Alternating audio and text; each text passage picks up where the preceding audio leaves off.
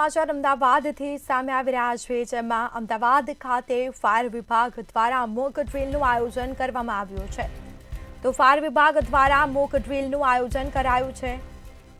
સંવાદદાતા મેહુલ દુધરેજા લાઈવ જોડાઈ ચૂક્યા છે। જી મેહુલ, ફાયર વિભાગ દ્વારા મોક ડ્રીલનું આયોજન કરાયું, શું વિગત?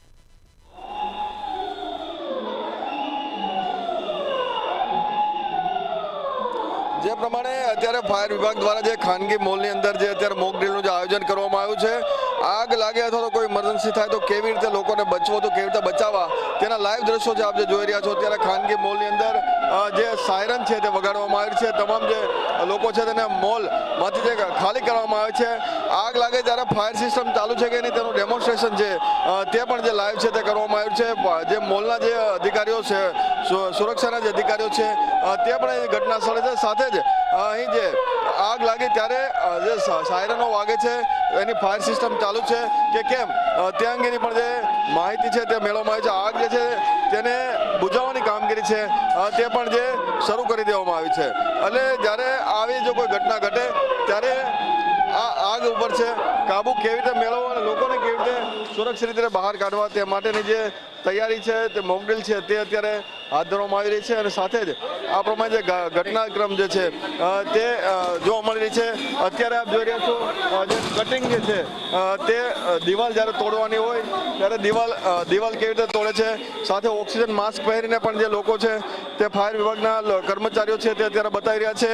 આગ લાગી ચૂકી છે એટલે આગ જ્યારે દિવાલ હતી, દિવાલ તોડીને જે આગને કાબુ મેળવવાનો પ્રયાસ છે તે કરવામાં આવે છે। અત્યાધુનિક વસ્તુઓ જે છે તેનો ઉપયોગ જે છે તે કરવામાં આવી રહ્યો છે। સાથે જ દિવાલ તોડી અને લોકોને બચાવવા માટે ફાયર વિભાગને જ્યારે કોલ મળ્યો છે ત્યારે ફાયર વિભાગ જે છે તે આગ ઉપર કાબુ મેળવવાનો જે પ્રયાસ છે તે કરે છે। પાણીનો મારો જે છે તે ચલાવવામાં આવી રહ્યો છે અને સાથે જ આ પાણીના મારા આગ જે છે તેને સંપૂર્ણ કાબુમાં લેવાનો પ્રયાસ છે તે હાથ ધરવામાં આવી રહ્યો છે। એટલે કે જ્યારે ઇમરજન્સી થાય તો આવી જે ઘટનાઓ જે છે તે ઘટના જે છે તેને કેવી રીતે કાબુમાં મેળવવો તેનો એક પ્રયાસ છે તે એક ડેમોન્સ્ટ્રેશન દ્વારા જે કરવામાં આવી રહ્યો છે।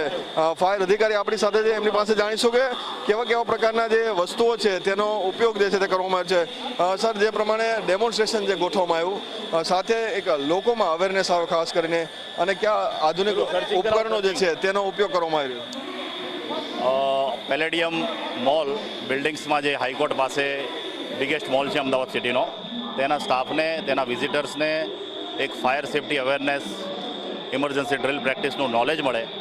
ફાયર બ્રિગેડની ટીમ, લોકલ ફાયર બ્રિગેડની ટીમ પહોંચે તે પહેલાં ત્યાંની લોકલ જે ઇમરજન્સી રિસ્પોન્ડર ટીમ છે પેલેડિયમ મોલની, તે ફાયર ફાઇટિંગ કરી શકે, રેસ્ક્યુ ઓપરેશન કરી શકે, ઇવેક્યુએશન સ્ટાફને કરી શકે।